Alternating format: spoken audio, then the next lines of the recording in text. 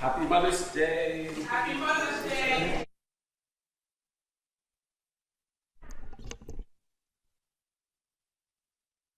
Are we live? Yes, great. Good morning and welcome to the First Parish Church of Stowe and Acton, a welcoming and spiritual congregation community. My name is Josh Ledwell and I serve as membership co-chair along with Margaret Tucker.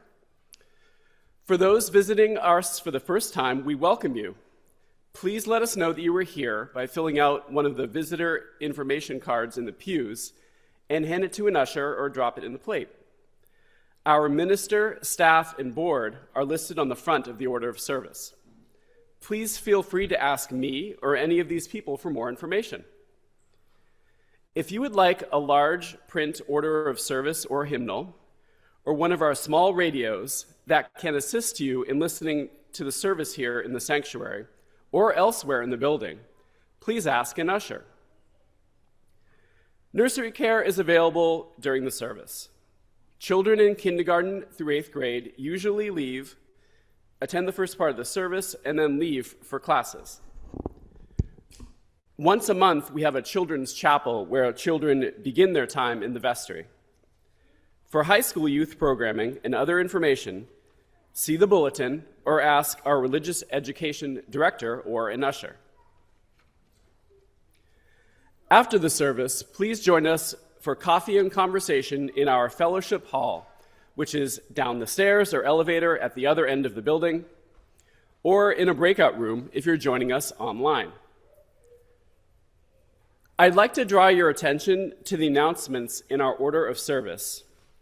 In particular, this is not in the order of service, so a special announcement. The Indigenous Justice Task Force is sponsoring a statement of conscience resolution at our annual meeting to vote to support the Indigenous state legislative agenda. Check your email and visit our table at coffee hour to learn more. I also invite you to check out our webpage where you can sign up for our newsletter and email alerts. And now, let us come together for a time of community, singing, and worship. Yes? Scott's gonna have it. Okay.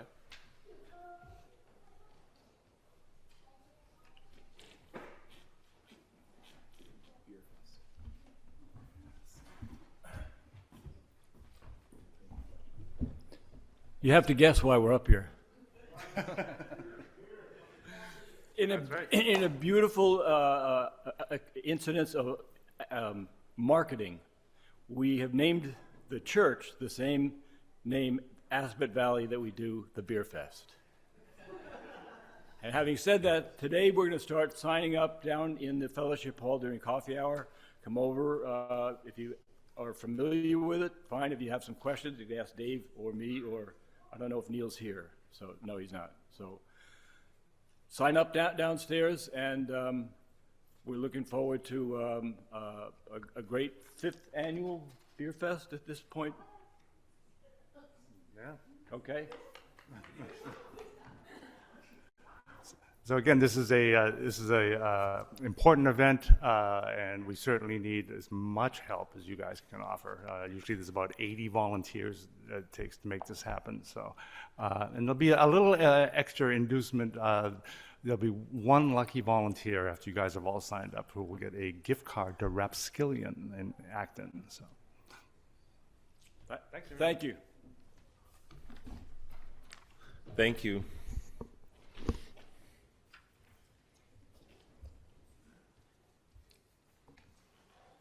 Our opening words this morning come to us from Pat Uribe Lichty. We come from many places, along different paths, bringing different truths. We come with different histories and different realities, and yet we come together as one people, with faith that we can use our differences to heal ourselves and each other, to bring wholeness to a fractured world. We come seeking to find community, to find acceptance of who we are. In this place, we may find others who are much like us and others who are much different. May our lit chalice remind us that we are a people taught by different stories, with many voices, but always one people, working for a world where love creates justice and justice gives birth to peace.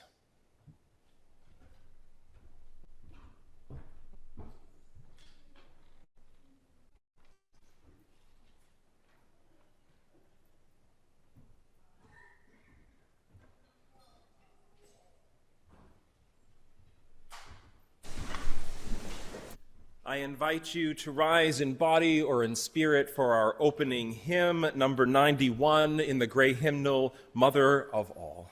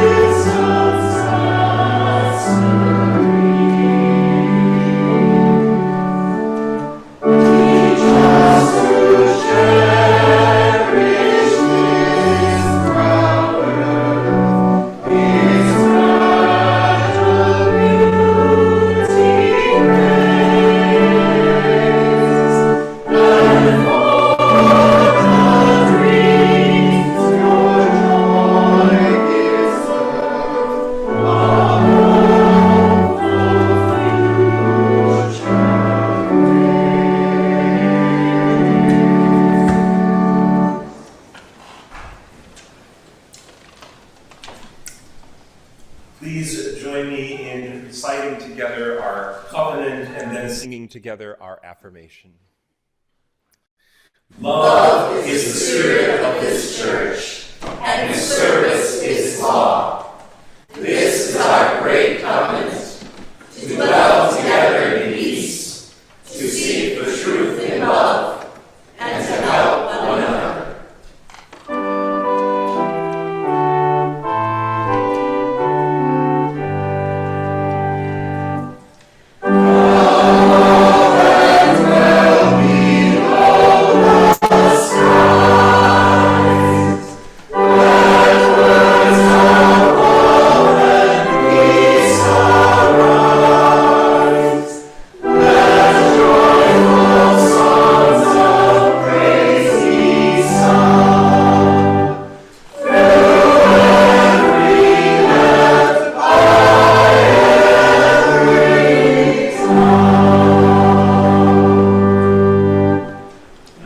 Become more comfortable.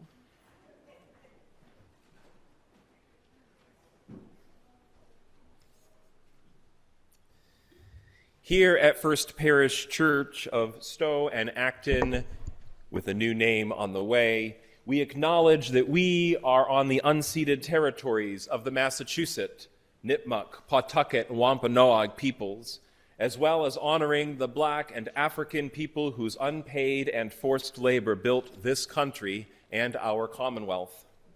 We celebrate and work in solidarity with Black, Indigenous, and people of color organizations, leading the movement for our collective liberation in line with our Unitarian Universalist values. I would like now to take just a moment for you to greet your neighbors while the kids come on forward for a story if you feel called to do so.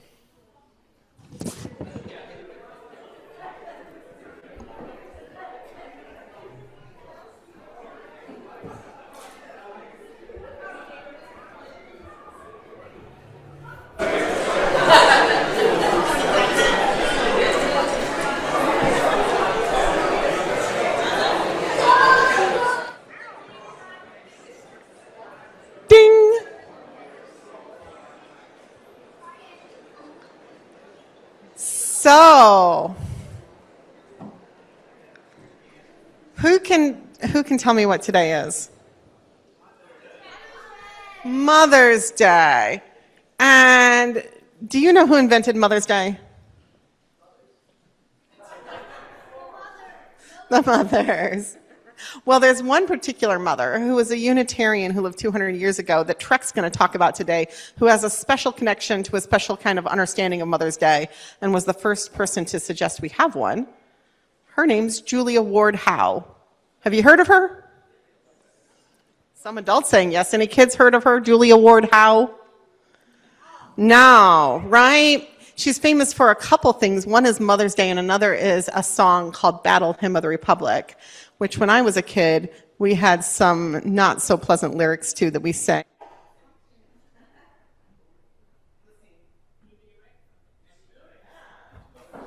Okay.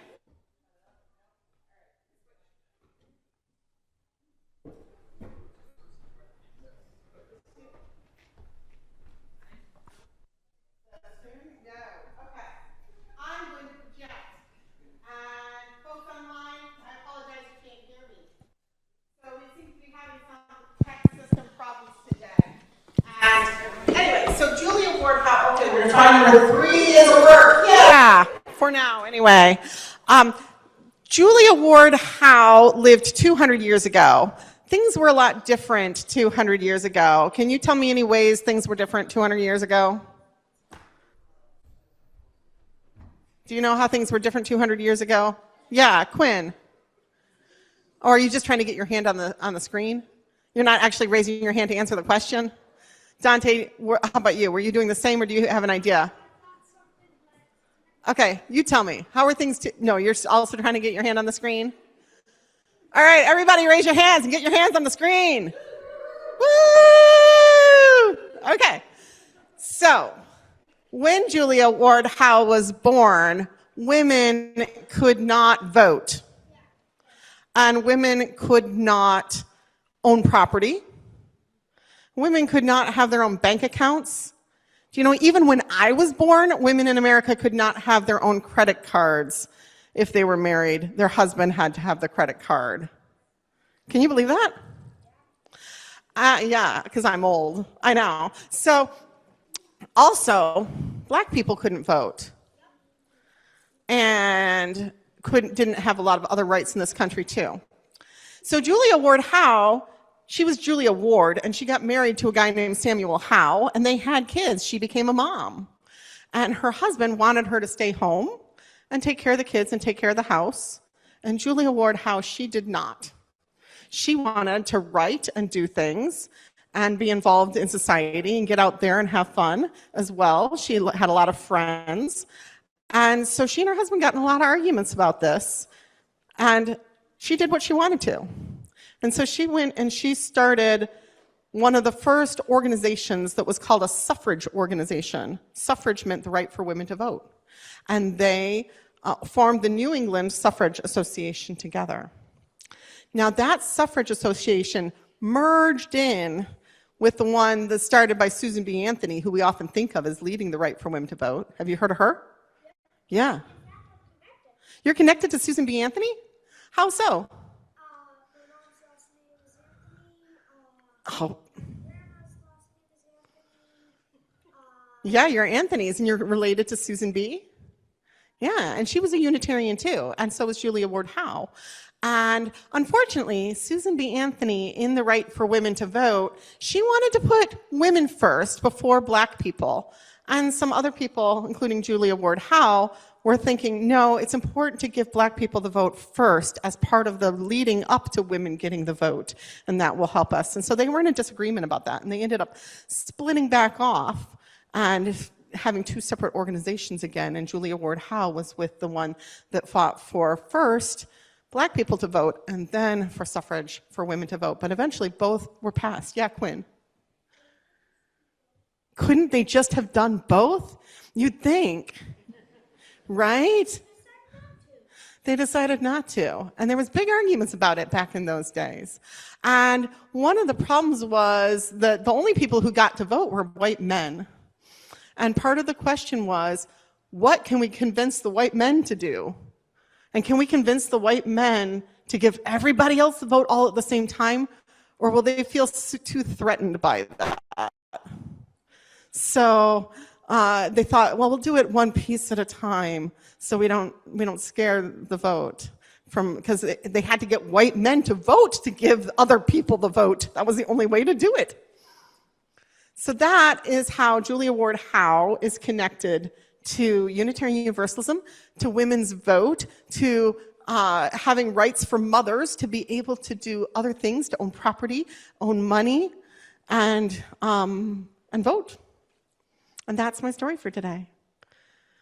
I know you've been learning a lot about UU history and different particular figures this year in religious education, so I wanted to tell you about one more today. Happy Mother's Day. All right, so Kelsey here and Ida are going to help me with lighting our lantern. And, well, that's up to Kelsey. Okay. I think one of you can light it and one of you can carry it. Come on over. Okay. Please start singing because I don't really like the lantern.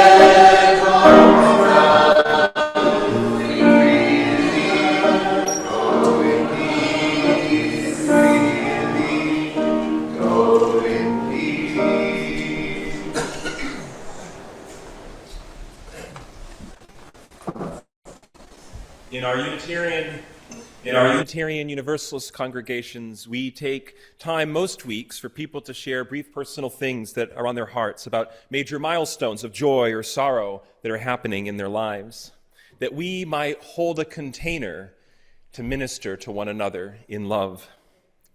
We will hear from one of our lay ministers, Ann Sadler, who will lead us in joys and sorrows. If you have a joy or sorrow to share, we invite you to raise your hand, and one of our ushers will come by with the microphone. And if you are online, we will also be asking if you have one to share from online as well. Good morning. My name is Anne Sadler, and I am one of the lay ministers here at First Parish, and we help Reverend Cindy with pastoral care. If you need to contact us, our email address is in your order of service this morning. And I have received one message that came in by email. We'd like to light 2 final candles. One for all the joys that remain unspoken, but we keep in our hearts. And the final candle for the great cost of war.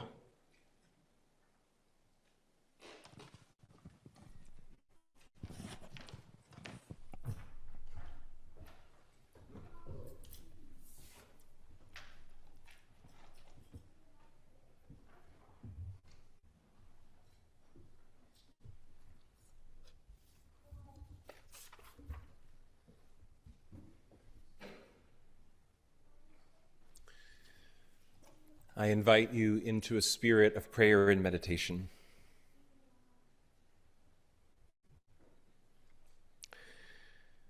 Spirit of life and love, presence that moves among us, great mystery. We come into this moment of prayer and meditation together as one people, but indeed with many different experiences of this day, and none of them simple. Spirit, we know that for some today is a day full of gratitude and tenderness, of laughter and sweet memories. For others, it carries grief and longing, estrangement, loss, abuse, disappointment, or the ache of a love that was never received.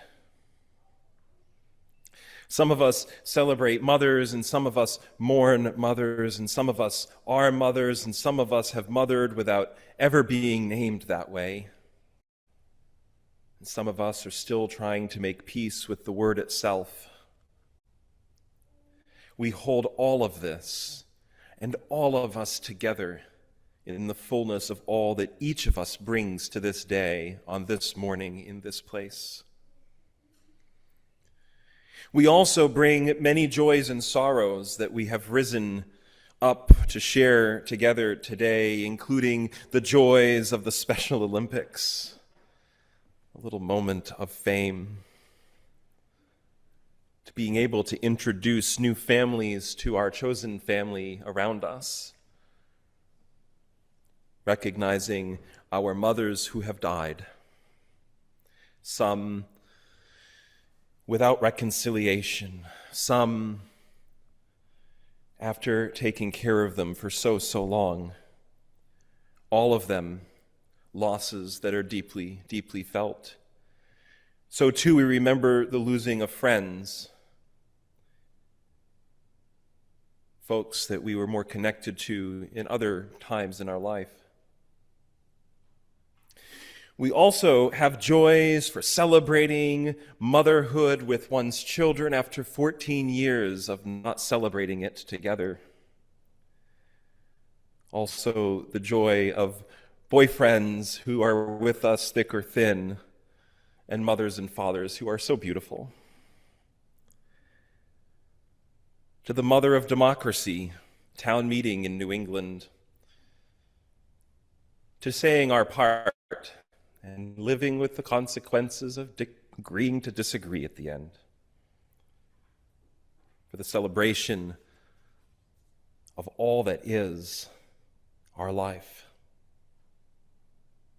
For those who are sick, we also raise up our thoughts that they may have a quick healing. And we also celebrate those milestones, whether you're turning 7 or 79.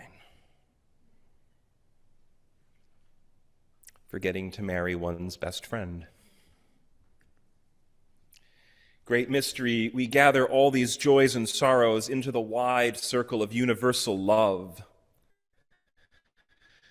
Because it is Mother's Day, we also bless the mothers and the mothered, the grieving and the grateful, the lonely and the surrounded, the wounded and the healing.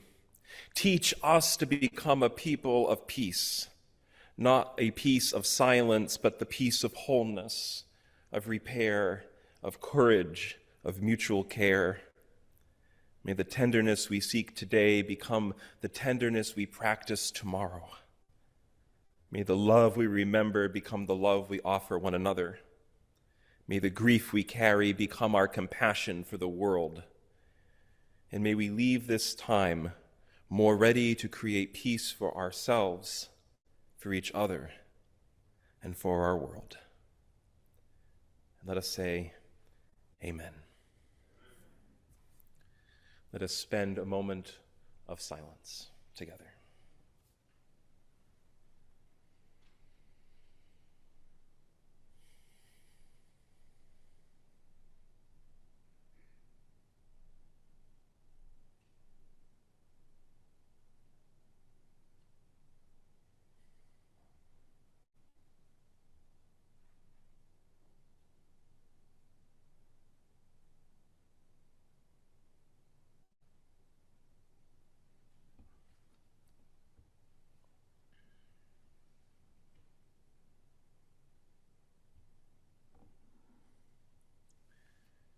Libby Roderick might be one of my favorite folk singers of a period.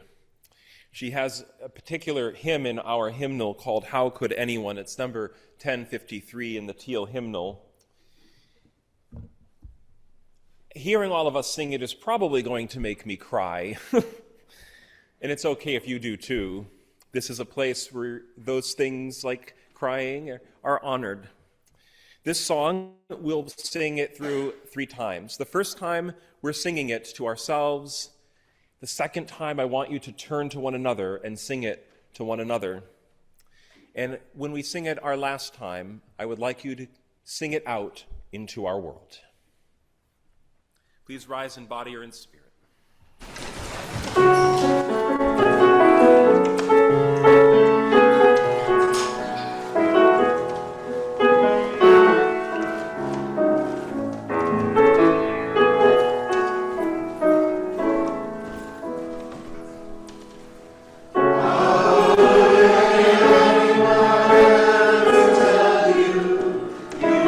Anything less than beautiful,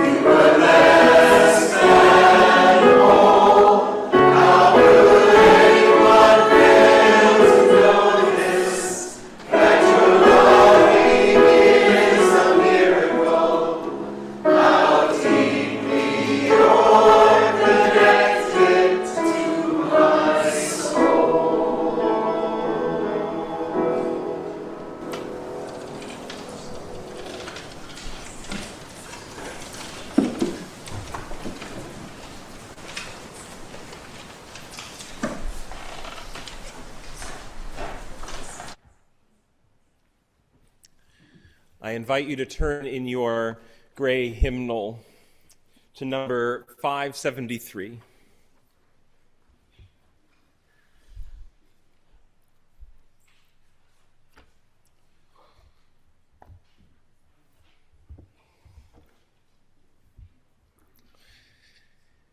We will read together the Mother's Day Proclamation by Julia Ward Howe. This is not the full text, but most of it.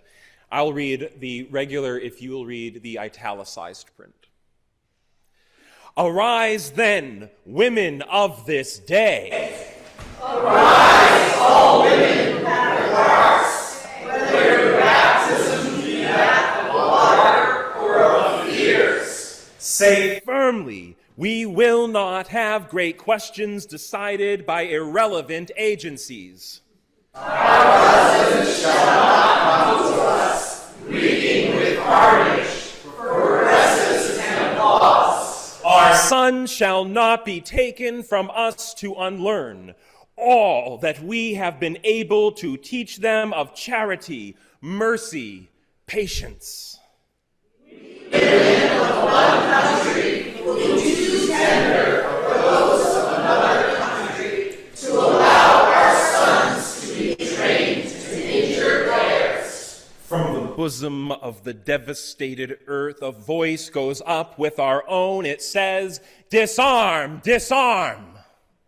The sword of murder is not the balance of justice. Blood does not wipe out dishonor, nor violence indicate possession. As men have often forsaken the plow and the anvil at the summons of war, let women now leave all that may be left of home for a great and earnest day of counsel. Let them be first as women to bewail and commemorate the dead. Let them then solemnly take counsel with each other as the means whereby the great human family can live in peace. Bearing after her own time the sacred impress, not of Caesar, but of God. Our Unitarian Universalist congregations are self-supporting. Your contributions of time, talent, and treasure support the life of this congregation. Our plate sharing this morning is going to be with Concord Prison Outreach, and I would like to invite Liz Rust, the board chair, to share a short introduction. Welcome. Good morning and happy Mother's Day. I'm Liz Rust. I'm the chair of Concord Prison Outreach, and CPO is the honored recipient of your Share the Plate today, and all month, I guess. So some background CPO, there's some good information in your order of service. We've been around for over 50 years, and we're a local nonprofit doing great and tremendous work across the state. We have our rooted in the belief that every person has value and potential, and CPO has empowered generations to build and rebuild family bonds, acquire new skills, and embrace opportunities for transformation. Through hands-on family initiatives, motherhood and fatherhood programs, and restorative justice work, CPO has cultivated healing, resilience, and hope, creating a vibrant community committed to change and celebrating every success. Today's worship thing is Mother's Day for Peace, and we honor all our mothers in the world. We can work to create and sustain an environment for all families, and we do this by bringing programs to the women and men incarcerated, the mothers and fathers. Our mission is simple. We bring high-quality, transformational programs that focus on education, personal growth, and increased opportunity for incarcerated people. People are not their mistakes. People are all deserving and have a chance and are capable of change and powerful and productive lives.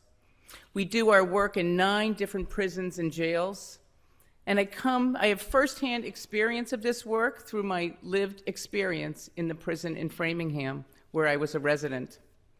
And seeing the need, I now facilitate programs in 3 prisons on a weekly basis. And through this work, I see firsthand the positive impact that we're making. We approach all of our work with deep humanity and caring and care. On a system-wide level, the Department of Correction confirms this.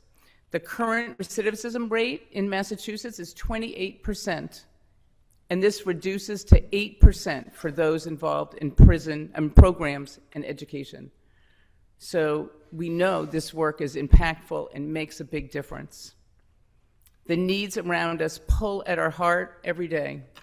All that is transpiring in the world today, the call to amplify hope and justice is loud and critical. We hold sacred that every individual's dignity matters and no one should be forgotten. We come together as individuals and congregations to uphold these principles, bringing forward our voice in our collective strength. Thanks to UU, Stowe, and Acton, and our broad faith of faith partners, funders, donors, volunteers, schools, and universities, we are able to continue this work. You, this congregation, have supported us for years. We have 2 people who are off walking today for peace and justice, June and Johanna, who are very involved doing programs on our advisory committee, and we work with them on a daily basis. And it's critical to keeping our impact alive. So your donations go a long way, and I thank you so much for your generosity.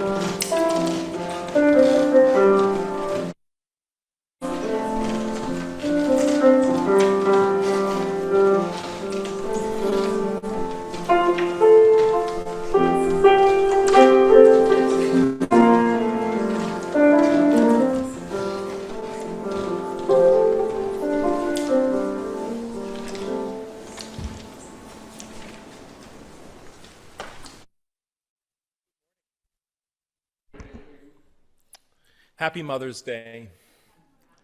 Complicated Mother's Day. It is both for so many of us in different ways.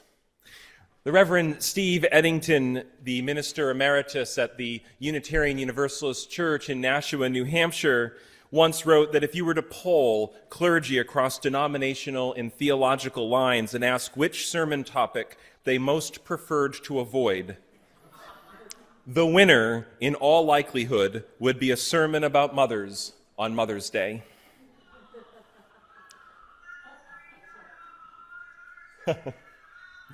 I like the cheering. I'm for it. That's great. That was perfectly timed.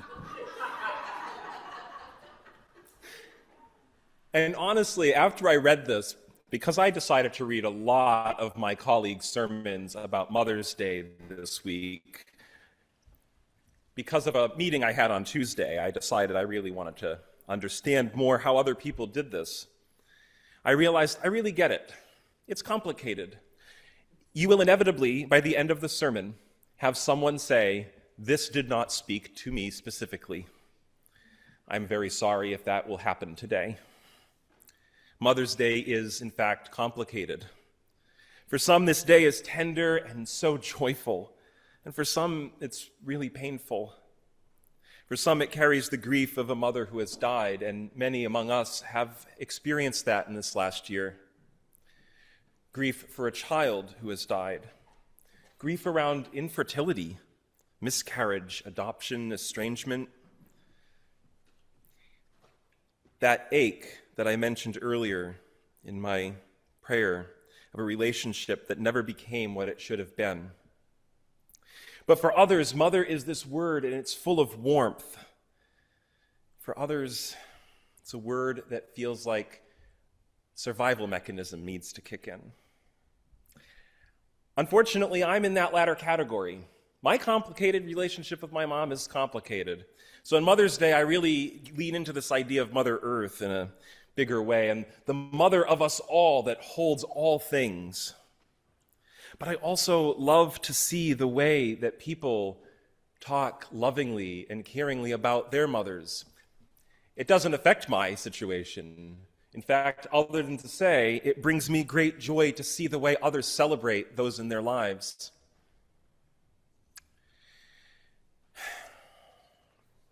So, now that I've said this really messy, complicated part aloud, admitted a little bit of my own woundedness, I want to share with you that there has always been more than one story behind Mother's Day. One of those stories leads us to a Methodist by the name of Anna Jarvis and her mother. She's probably the most closely connected to the Mother's Day as we understand it. Her work was rooted in grief and public health and doing reconciliation after the Civil War. Another leads us to Julia Ward Howe. We heard a little bit of her story today from Rev Cindy. Her vision was a Mother's Day that was a bold call for peace. The Mother's Day we observe on the second Sunday in May comes directly from Anna Jarvis. She wanted to honor her mother, Ann Jarvis, who died on May 9th, 1905, the second Sunday in May that year. So when Anna began working for a National Mother's Day, that timing was important for her. It held her grief, her memory, and her love. Anne had organized a mother's work club in Appalachia, working on sanitation, health, and care of families. She knew in her own way that children suffer in communities that fail to care for them and their health.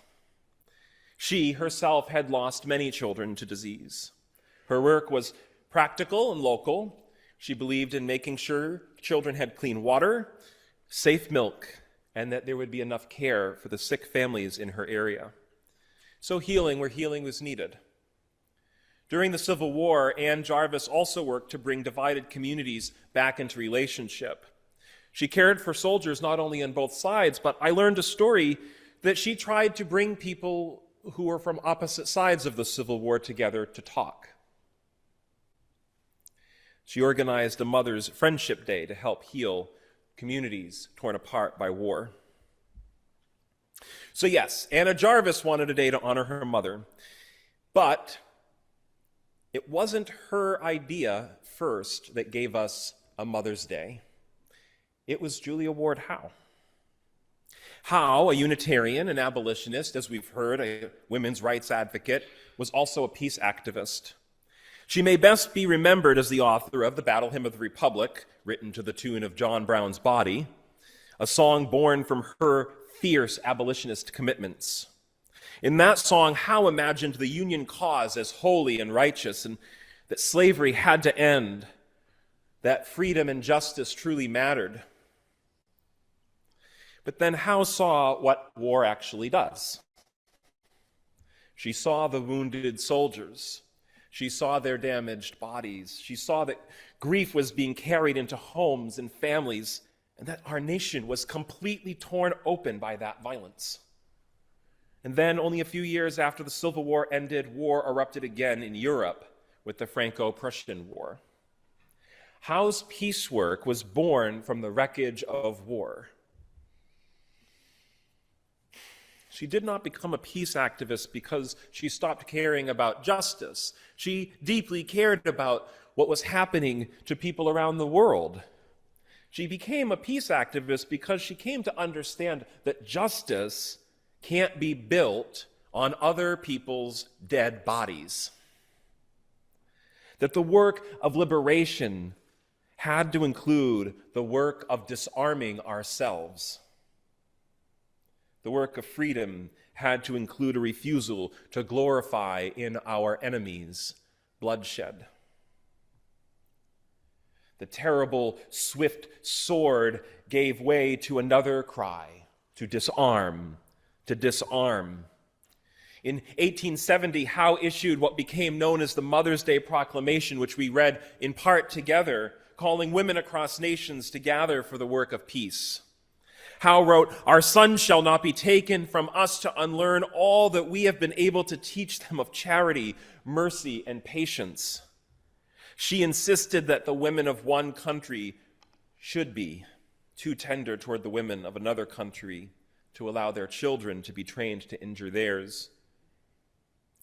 Today, I believe that we can honor Howe's words without trapping ourselves in some of the gendered assumptions of the time. We do not need to say that women are naturally more peaceful, and we do not need to pretend that care belongs to mothers or to women or to any one gender alone. But we can say this: Howe personally witnessed the machinery of war. She saw it. In her own backyard, in this country, something that what we have witnessed is often more in the form of domestic and public violence. She saw how nations take ordinary people and train them to injure one another's children. She saw how the costs of that violence were carried into all of our homes, into our hearts even, and into our national mythology. She said no. She believed that a moral uprising was needed. Peace, she said, was not the absence of conflict, but a practice toward wholeness. At least that's what I take from her words.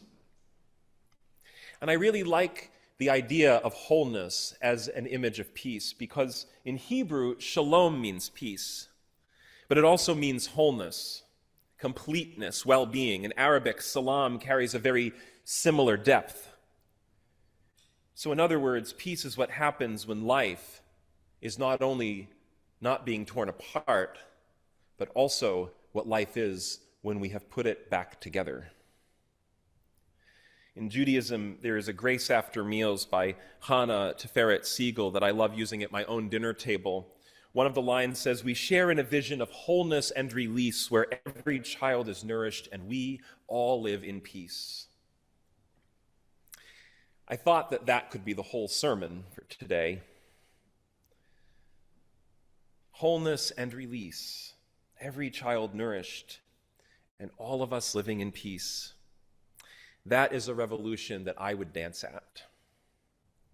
Because if peace means wholeness, then peace cannot be only our own peace, our own calm. Peace cannot be anyone keeping quiet so that other people will be comfortable.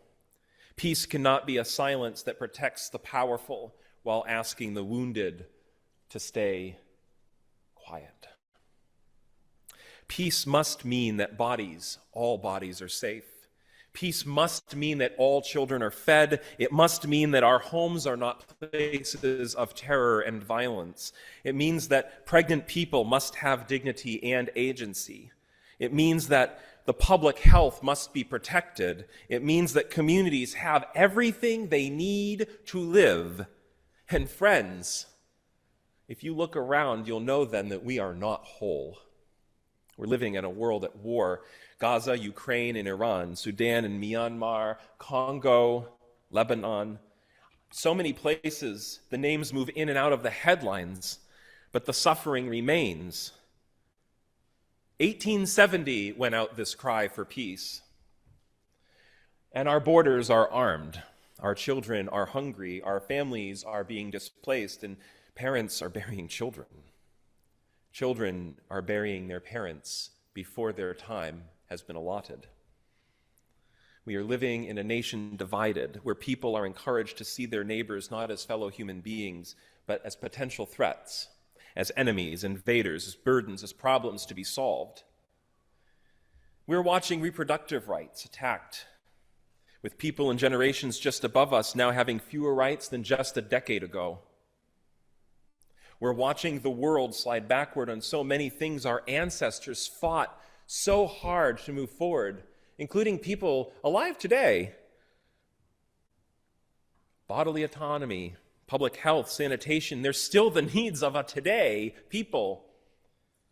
Our commitment as Americans to care beyond our borders has become so politicized that other people's lives through the end of USAID, for example, are threatened.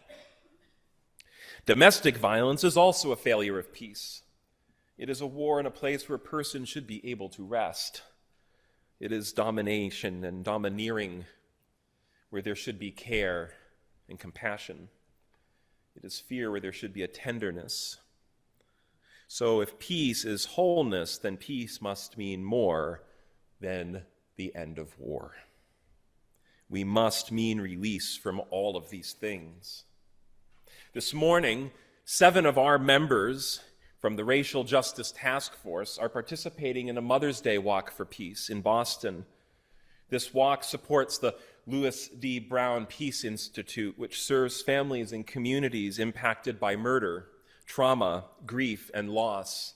It seems particularly appropriate that that walk should happen on Mother's Day, a Mother's Day for peace. The walk began after Chaplain Clementia Sherry's son, Louis, was killed. It's become a movement of remembrance and healing, of community peace building, and this year is its 30th year. And so that is also Mother's Day. It is what peace looks like in our world when we act not because we are mothers, but because we are lovers of a world that should be rooted in compassion. Not all of us will write a proclamation, and not all of us will organize an international congress, and not all of us will march in Boston today. But each of us can practice peace as wholeness. We begin with our own bodies. Where am I at war with myself? Where have I accepted exhaustion as normal? Where have I mistaken my numbness for calmness? Where do I need healing and rest or forgiveness or truth? Because if we can practice the peace in ourselves, we can then practice our peace in our homes. We can then practice peace in the home by practicing peace in our communities. A real peace. Because when we say that every person has dignity, we are saying that they are whole people, regardless of anything else. And if we can help them see that they are whole people, perhaps that wholeness that we see in them can be the healing balm that they need. We can practice peace in this congregation by refusing to participate in the world as it is asking us to, and instead participate in the world based on the values that we hold dear. And while peace was not one of the ones accepted as a value at the General Assembly, I think it is easily woven into every one of our values, every single one, because they all work toward wholeness. And if wholeness can be peace, then we will find our peace in that wholeness. And finally, we can practice peace in public. We have to support survivors. We have to feed the people. We have to protect the children. We have to defend bodily autonomy. We have to interrupt racism every time we see it. We can advocate for all of these things that we hold dear, that make us whole. Julia Ward Howe understood that peace must be made. It cannot be waged. May the folks that we have walking in Boston today remind us that each one of us has a role to play in a world practicing peace.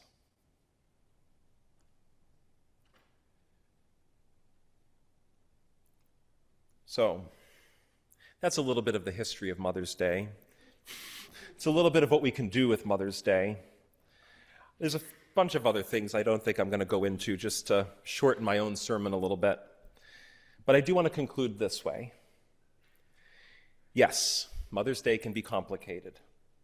But I hope that all of us can honor those who have given us life, those who have helped us live, and those who keep choosing life in a violent world.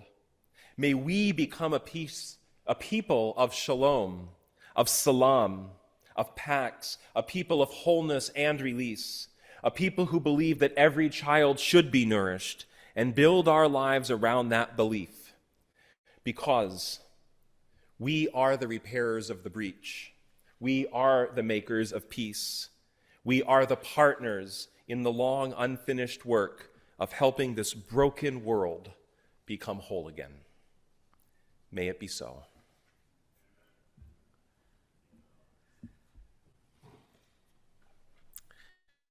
I invite you to rise in body or in spirit as we sing our next hymn, If Every Woman in the World, number 1026 in the Teal hymnal.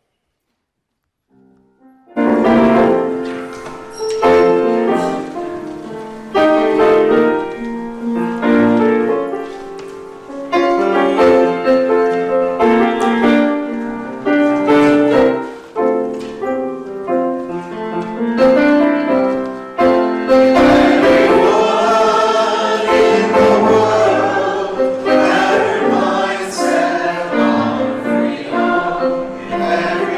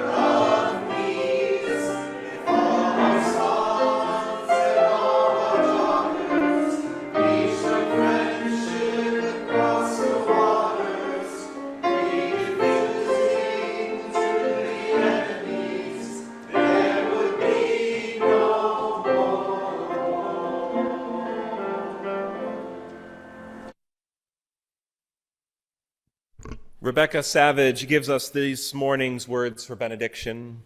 As we end our time together today in spiritual community, may we depart this sacred place, knowing that blessings shall follow us all the days of our lives if we live in and return to right relationships, if we extend grace and forgiveness to ourselves and others, if we behold mercy as a spiritual superpower, if we emanate the greater love that holds us close. May our lives radiate the blessings that we have been giving. May kindness and compassion fall gently from us. May there be peace in the world, and may it begin again with us. So may it be. Go in peace, grow in love, live long and prosper.